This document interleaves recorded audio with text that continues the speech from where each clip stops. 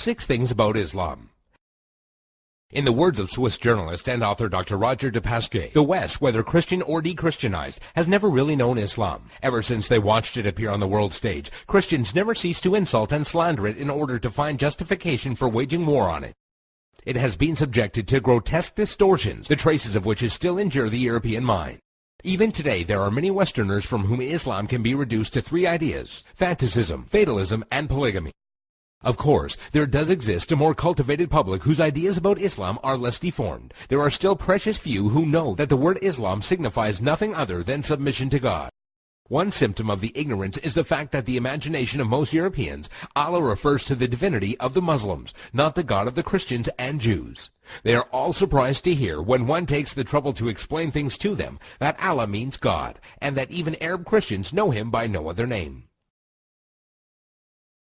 6. Muslims and Jesus. Misconception: Muslims hate Jesus. There are many similarities between the historical reference of Christianity and Islam. Many people are amazed to find out that according to Muslim belief, Jesus is one of the greatest messengers of God. One cannot be a Muslim without believing the virgin birth and the many miracles of Jesus Christ. Jesus is also mentioned in many verses of the Quran and is often used as an example of good virtue and character. However, the main difference between Christianity and Islam is that the Muslims do not believe that Jesus was God. 5. Islamic Jihad.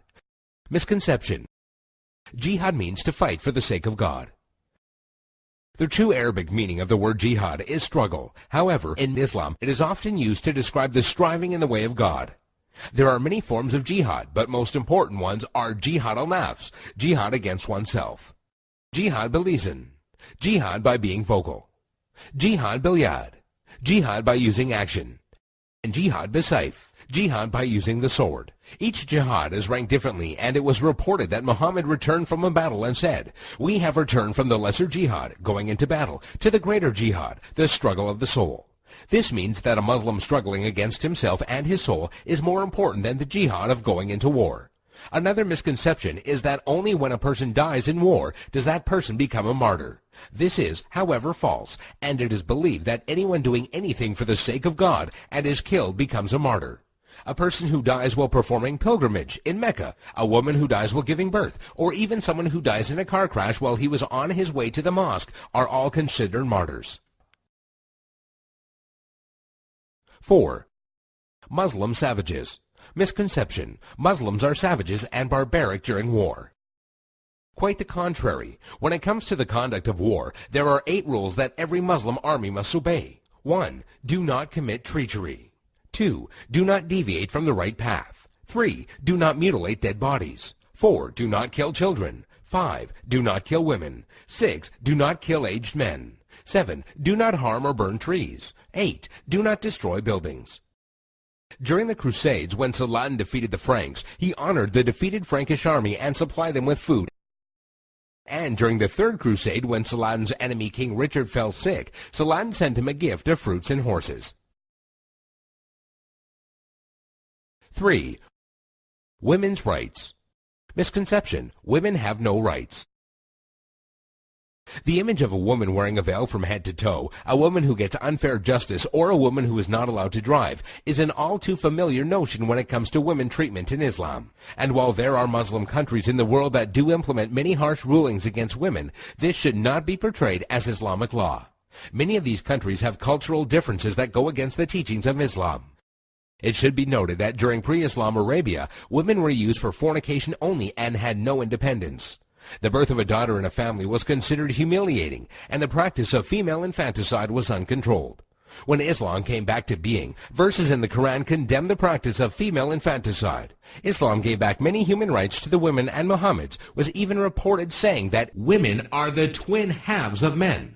A Muslim woman is allowed to reject and accept any suitor for marriage and has the right to seek divorce. There is nothing in Islam that forbids a Muslim woman from exiting her house and is allowed to drive. Also, in regards to education, a woman is obligated to seek knowledge, and it is considered a sin if she refuses. 2. By the sword. Misconception: Islam was spread by the sword. Historian Delasio Leary states, history makes it clear, however, that the legend of fanatical Muslims sweeping through the world and forcing Islam at the point of the sword upon conquered races is one of the most fantastically absurd myths that historians have ever repeated.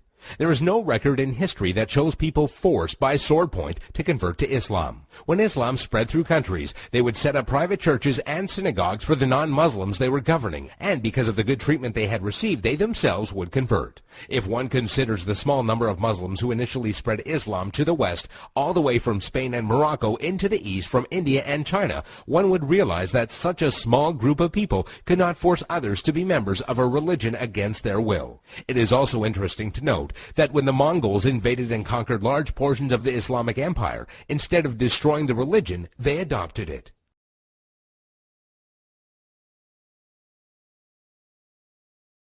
One. Islamic terrorism. Misconception: Muslims are terrorists.